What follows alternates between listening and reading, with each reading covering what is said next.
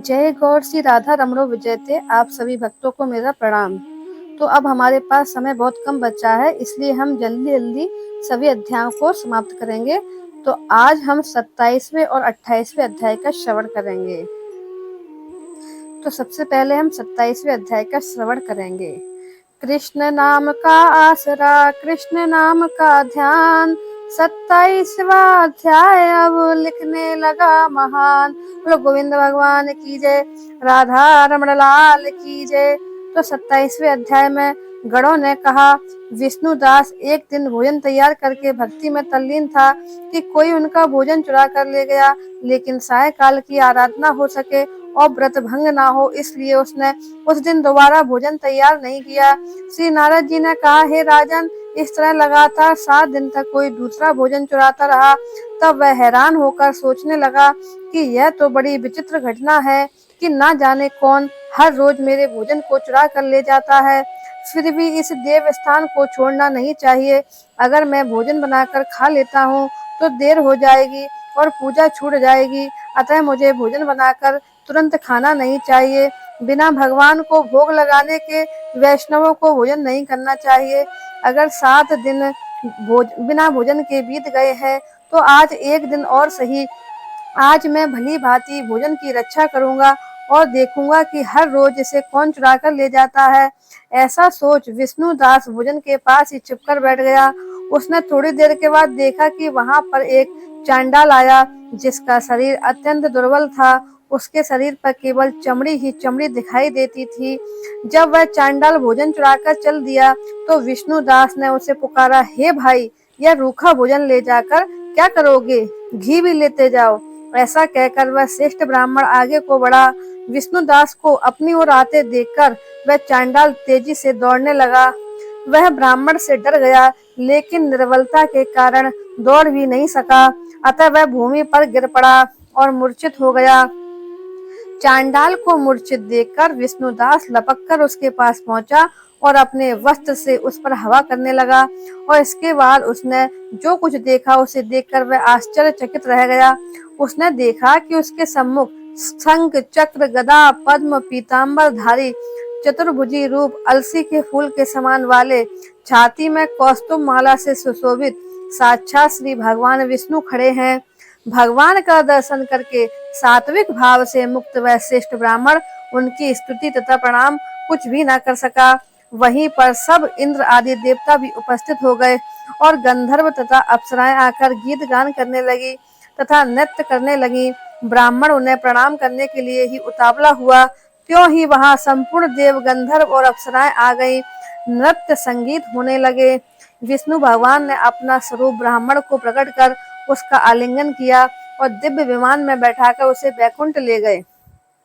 दिव्य विमान में ब्राह्मण को विष्णु के साथ जाते हुए चोल राजा ने भी देखा।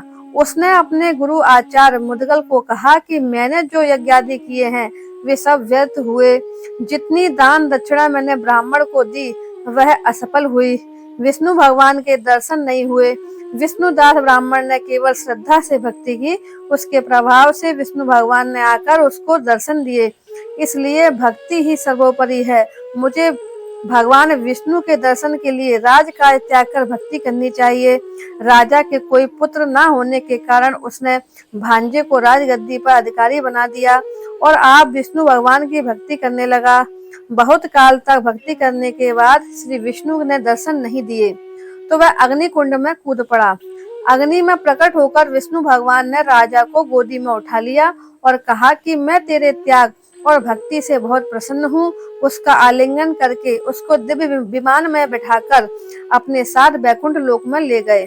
भगवान विष्णु ने अपने समान रूप वाले ब्राह्मण को पुण्यशील और राजा चोल को सुशील नाम देकर दोनों को अपना द्वारपाल बनाया। अतः 27वां अध्याय समाप्त। तो 26वें अध्याय में राजा चोल और विष्णुदास के बीच में एक भगवान की भक्ति को लेकर बहस हुई थी कि भगवान किसकी भक्ति से प्रसन्न है। तो विष्णुदास राजा चोल के नगर में रहने वाला ब्राह्मण था और राजा को घमंड था कि मैं स्वर्ण की मुद्राएं, स्वर्ण के हार, मोती सभी ठाकुर जी को, विष्णु भगवान को अर्पित करता हूँ तो भगवान मुझसे अधिक प्रसन्न होंगे और विष्णुदास से नहीं, क्योंकि वो तो सिर्फ तुलसी दल और जल ही अर्पण करता है। तो दोनों के बीच कंपटीशन हुआ कि कौन को भगवान पहले प्राप्त होंगे, पर भगवान विष्णु दास से अधिक प्रसन्न हुए और भगवान ने उनको सबसे पहले दर्शन दिए। तो ये वो कथा है। अब हम 28वें कथा का श्रवण करेंगे। तो 28वें अध्याय में हम प्रवेश करते हैं। पढ़े सुने जो प्रेम से यह अध्याय स्वरूप, यह 28वां अध्याय कार्तिक कथा अनूप।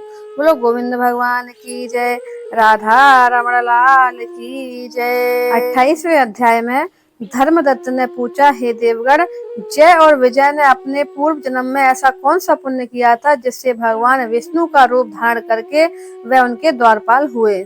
गणों ने कहा, प्राचीन काल में तड़बिंदु की पुत्री देवहूति से कर्दम ऋषि द्वारा केवल देखने मात्र से ही 2 सुंदर बालक उत्पन्न हुए। उनमें से बड़े का नाम जय और छोटे का नाम अजय हुआ। बाद में देवहूति के गर्भ से कपिल देव जी उत्पन्न हुए।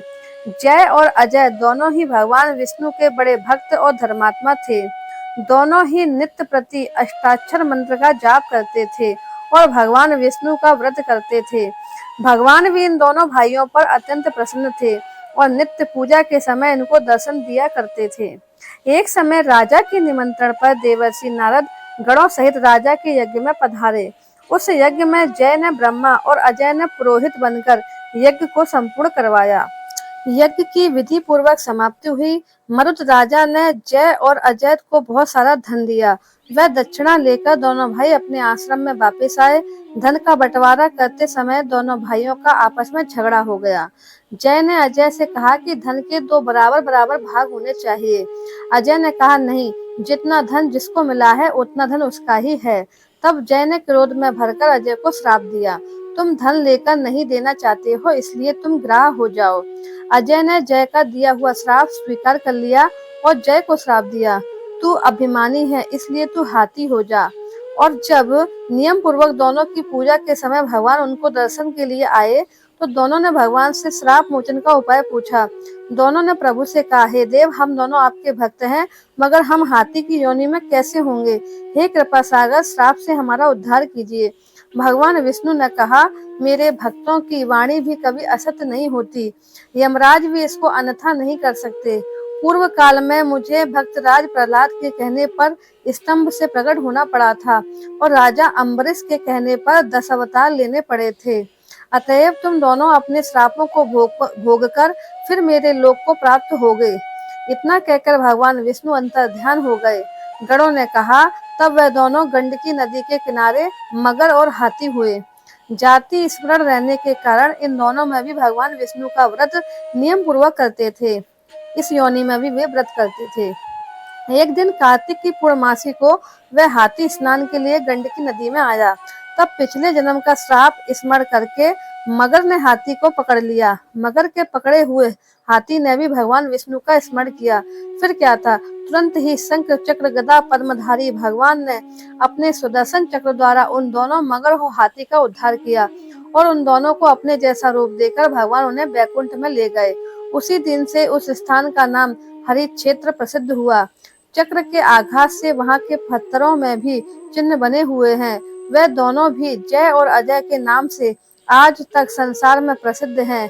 हे विप्र, आपने भगवान विष्णु के द्वारपालों के संबंध में जो प्रश्न किया था उसका विस्तृत उत्तर मैंने तुम्हें दिया है, इसलिए हे द्विज, तुम भी ईर्षा और द्वेष को त्याग कर नित्य भगवान विष्णु का व्रत करो। जगत के प्रत्येक जीव को समदृष्टि से देखो। तुला, मकर और मेष की संक्रांति में नित्य प्रातः स्नान किया करो। एकादशी व्रत किया करो। तुलसी वन की रक्षा किया करो। गौ, ब्राह्मण, वैष्णवों की सेवा करा करो। उसके लिए हर समय तैयार रहा करो। व्रत करने वालों को मसूर, कांची, बैगन के साग का कदापि प्रयोग नहीं करना चाहिए। हे धर्मदत्त, ऐसा करने पर तुम शरीर त्याग करने के पश्चात हम दोनों के समान गति पाओगे।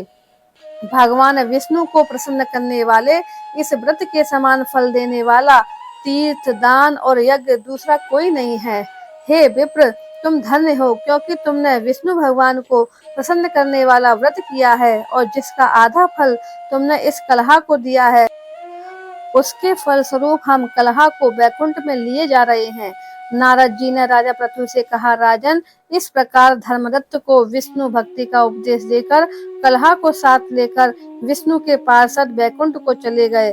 धर्मदत्त भी उनके आदेश के अनुसार भगवान विष्णु के व्रत में तल्लीन हो गया और फिर जब उसका देहांत हुआ तो अपनी दोनों स्त्रियों के साथ विष्णु लोक को गया। हे राजन, जो कोई भी प्राचीन काल के इस इतिहास को सुनता है और सुनाता है वह अंत में विष्णु लोक को प्राप्त करता है।